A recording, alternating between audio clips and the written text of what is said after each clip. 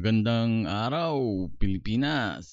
May maganda kaming ibabalita para sa mga residente ng Pangasinan at pati na rin sa mga mahilig mamili ng imported goods at kagamitan. At ang nakikita nyo sa video ngayon ay ang construction site na magiging bagong branch ng SNR Membership Shopping Superstore. Itong SNR ay for members only shopping.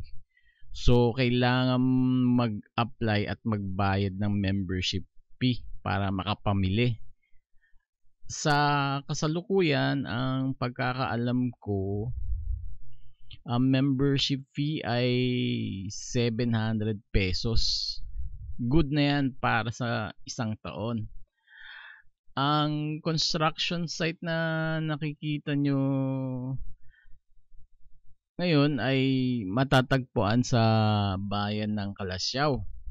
Ngayon, sa mga hindi nakakaalam, ang Kalasyaw ay mahigit 200 kilometro hilaga ng Maynila.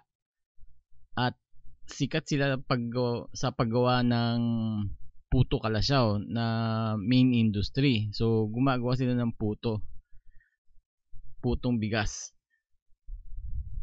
Tapos kung ngayon, try natin tignan kung saan itong Kalasyaw, no? Kung titignan natin sa Google Earth, ayan, clinic na, okay. Makikita nyo sa sa animation ang ginagawang SNR store malapit lang sa sa Robinson's Place, Pangasinan, kung pamilyar kayo.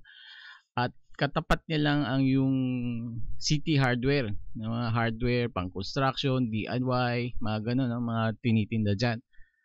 Tapos ang Robinson's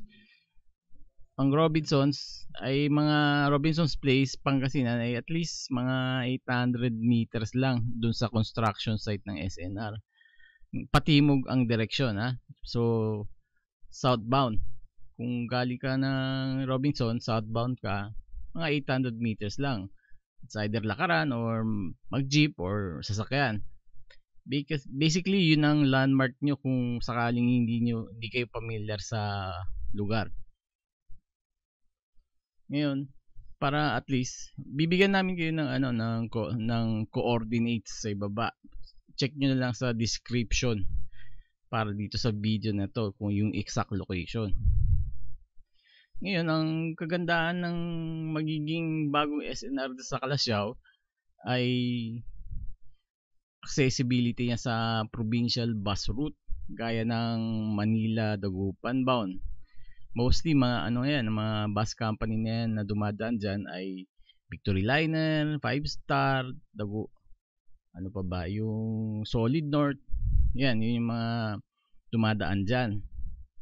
Tapos alam ko meron pa yatang pang Zambales or Santa Cruz. Ngayon,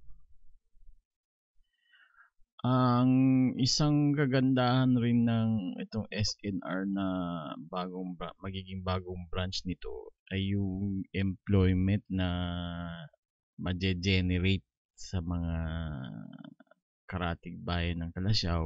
Hindi lang sa Kalasyaw, pati rin sa karatig bayan nito tulad ng Dagupan, Santa Barbara, San Carlos. Yan, yun yung mga Aldan. Kasi makakatulong ito sa mga walang trabaho. So bago magbukas ito, pwedeng prepare nyo na yung mga biodata, resume nyo, pwede kayo mag-apply. Yun ang magandang benefits rin ng pagbubukas nito. Yung laki ng lupa na tatayo ng SNR ay sa tingin ko halos 2 hektarya ang laki. Ngayon, sinubukan kong estimahin gamit yung Google Earth measurement tool niya. Ito, ayan, pakita ko. Ito, base ito sa sa nakita ko on the ground. pwedeng mas malaki o mas maliit. Hindi ko sigurado sa eksaktong area, pero halos yan na yan yung yan na yung mga boundaries niya. So halos 2 hectares yan. Ngayon, hopefully matapos siya within this year. Ang estimate ko, sana at least 6 months by now, or by June or July 2023, matapos na yan, di ba? Tapos ma-enjoy ng taga Pangasinan. By the way, hindi ito promotional or sponsored video ng SNR. Ini-inform ko lang kayong lahat para sa bagong balita na ito, sapagkat matagal na itong usap-usapan dito sa amin, mukhang mangyayari na. So yun, sharing the information to all of you.